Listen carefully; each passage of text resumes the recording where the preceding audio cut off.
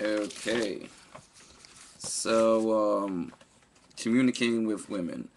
First, creating attraction. There's something called buying temperature, which means you are increasing her emotional state. And when you do that, well, you increase her emotional state just by being around her, and you do that from teasing, humor, role plays, cocky funny bullshit, games, physical escalations. I mean, when you're physically escalating higher, you know, like, hands, elbows, shoulder, leaving your hands on her, hugging, kissing on the cheek when it's escalating like so. Getting her used to, touching her, rubbing the side of her arms, doing that. And you can do that with almost any female. And the emphasis on humor. So, in a nutshell, you know, you don't have to talk about yourself at all. The focus is on fun. The drawbacks, if you're not framing things, if you're not framing it in your control, then you'll come off as the dancing monkey. So you need to really frame this. You need to frame her. Um, Two is intrigue. The definition: she is intrigued by talking to you. When you have an uncanny understanding of her and other people around her, like cold reading, interactive value demonstrations, storytelling, social intelligence, and showing understanding of her world. And that's a way to build attraction. That's number two. Number two is intrigue, just like I just defined it. So emphasis on social intelligence. So basically, with intrigue, you talk about her, not you, her. This can feel contrived the more it relies on cold reads, palm readings, not appropriate or practical in some high energy situations.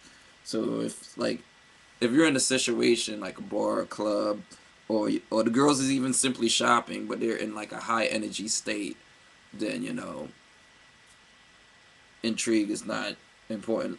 When it's low, subtle, and it's not like, especially when you're dealing with like older women, then it's not the situation when you want to use intrigue for attraction.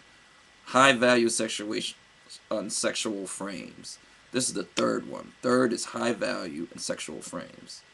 She wants to get to know you and be around you because you are high value in her eyes. You're a guy whom she could potentially sleep with and even have a relationship with. This is done by framing, social proof, storytelling, disqualification, leading, sexual hoops, and like innuendos. So you're creating high value with sexual frames. So once again, when you're framing, when you're using social proof, and then you're storytelling, or using disqualification, leading, sexual hoops again, innuendos. That's how you do number three, which is high value in sexual frames. Emphasis on health and appearance, wealth, pre-selecting, challenging confidence. Summary, you just talk about yourself. And I think the drawbacks is you might come off too cocky and you might just look as conceited if you do it too much.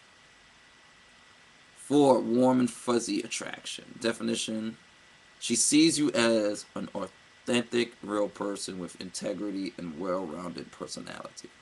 This is also done by storytelling about family, friends, your childhood, and your vulnerabilities. An emphasis on protector of loved ones, willingness to emote, moving life stories. You talk about yourself, your family, your experiences. Drawbacks too much. The drawbacks is too much of this, and you get boring or one-dimensional. Number five, and that's vibing. She feels that you are on the same wavelength as her. This actually applies existing attraction, you know.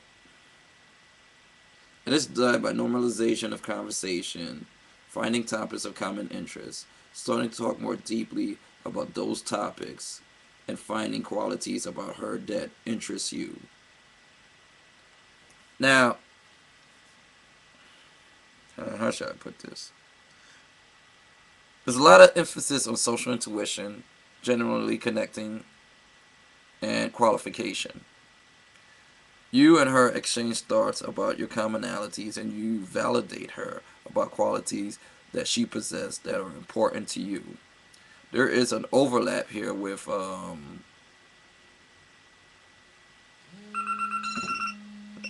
excuse me, that's my cell phone reminding me to get up for the morning.